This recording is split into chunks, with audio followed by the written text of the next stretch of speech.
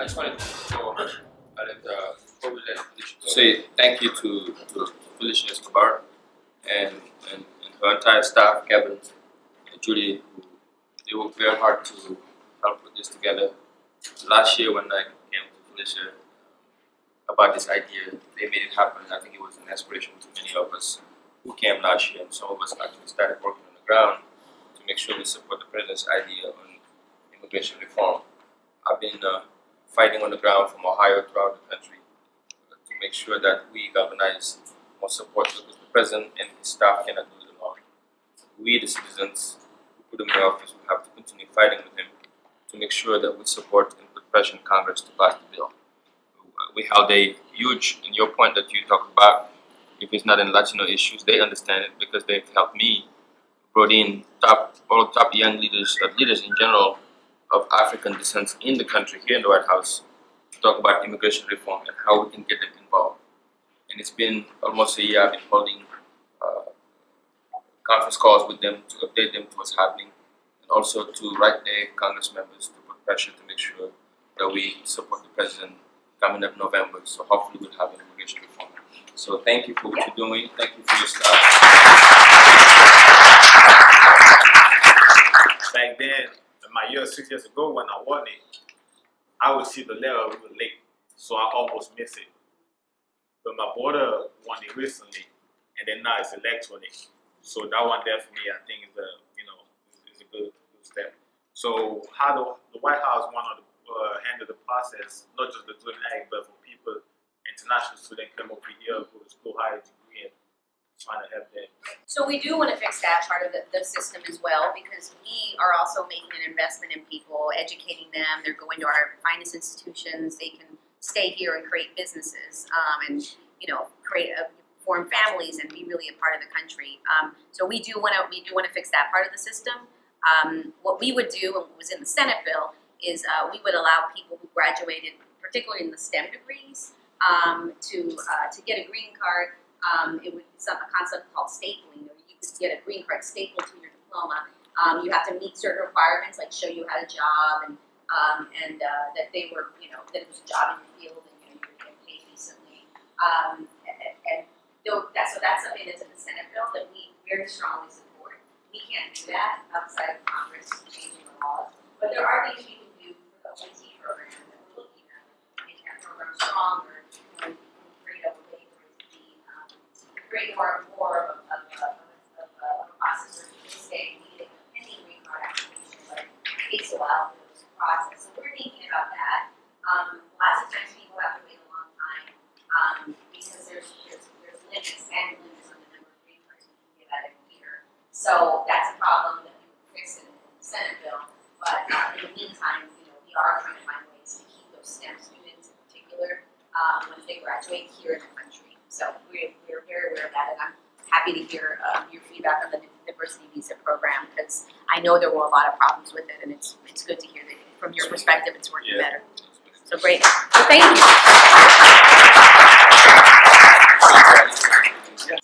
Good morning. My name is Dennis. I'm from Virginia, originally from Ghana. My question is to Felicia. Usually when we talk about immigration, it focuses more on the Hispanic population and the society, but there's also a bigger population of Africans in the DC, Maryland, Virginia, and even, around the United States. What do you think the missing link is when it comes to immigration that, focuses so much on the South Americans, the Africans, or the other, communities? And, the second question is, what, the things that you guys are trying to fix in the old bill that will benefit the growing generation of immigrants? Great. So I totally agree with this. I happen to be Latino, but I do not think this is just a Latino issue. I think it matters to a lot of the world in different ways. And so for us right now, the numbers that are on the rise for Central America. So there was already a focus on Central America, but with this recent significant increase, there's even more attention. So working with our international aid organizations, working with the State Department. There are things that people can learn about how to make their systems work better from like our Department of Justice or other agencies, the Department of Labor, and so we are working to do that, and we're making significant investments.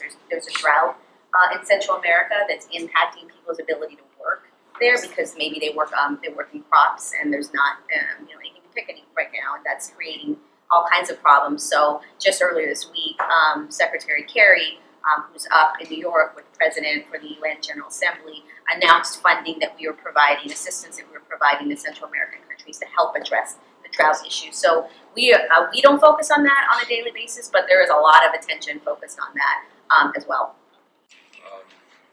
There's nearly 2 million people being deported, more than any other president before. And I've been asking, probably you guys need to give us some talking points about it, because when they hit me with that, I don't have much to answer about it, because it's realities. I remember going to Ohio last month and a half. Oh, you can hear me? Okay. I was talking about, it's my turn now. Speak loud. I was talking about that sometimes people, they're claiming there's a lot of talks about this administration is deporting more people than any others before. I don't know how true it is, but the numbers on the internet is that nearly 2 million people have been deported since the president been in office. But you look at the way the president is fighting hard to make sure we have immigration reform, so I'm having a hard time to understand the contrast. So I wanted to basically ask you guys, you ladies, what is the answer to that? All right, to that question. Remember, Kelly was telling us, remember your friend of mine, she was working for DHS and she was surprised by it. A lot of people, and then I was in Ohio saying last month and a half, one of my greatest supporters, when I was raising money for the president during the campaign, he gave me money, and when he saw me, the first thing is like, I regret why I gave you $10,000, because you make my life so hard, because all of my clients have been deported by you guys. So what would you guys answer to that? And before you answer that, I want to, because in our tradition in the United States here, when we gather and we have an elected official, we recognize them. And in this group, we have an elected official, a young Congress member from Italy. Anna, you can stand up, please. My name is Naim, I'm Jordan. And my question to you is related to your previous experience working. It seems all of you transitioned from NGOs to the government. And I know when you work for the government as policy analyst, you are involved in policy making and formulation. You start facing difficult situations that involve ethical considerations. So how do you deal with this situation, and can you share with us a situation where you had to make a decision that's maybe left impact on you or change the way you look at things?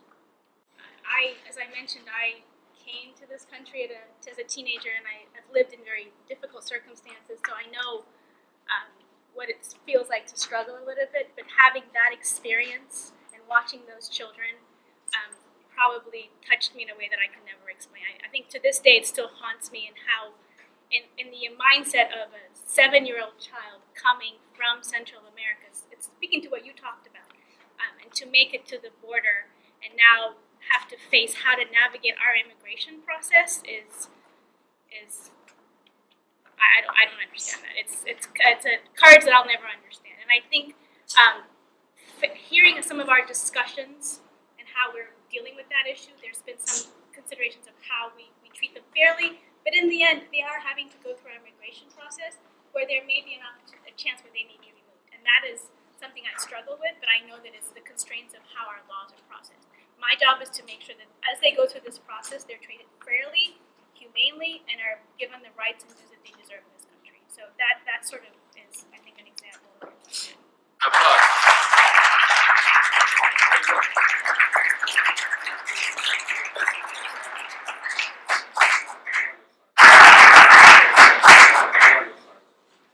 And I wanted to thank everyone for coming today. I know that you have a couple more days on your project and your trip here, but I can only hope that the dialogue that you had here today, that you're able to take that back to your communities, wherever you come from, and have that positive impact on the citizens that you have in your community. So I can only hope that we're just a fraction of the change that you're going to be able to make. And I have no doubt that I'll be seeing you guys back in the city or at other young leaders events to come. So thank you. Thank you again. And help me also thank Kevin and Dr. Sane for putting this together for us.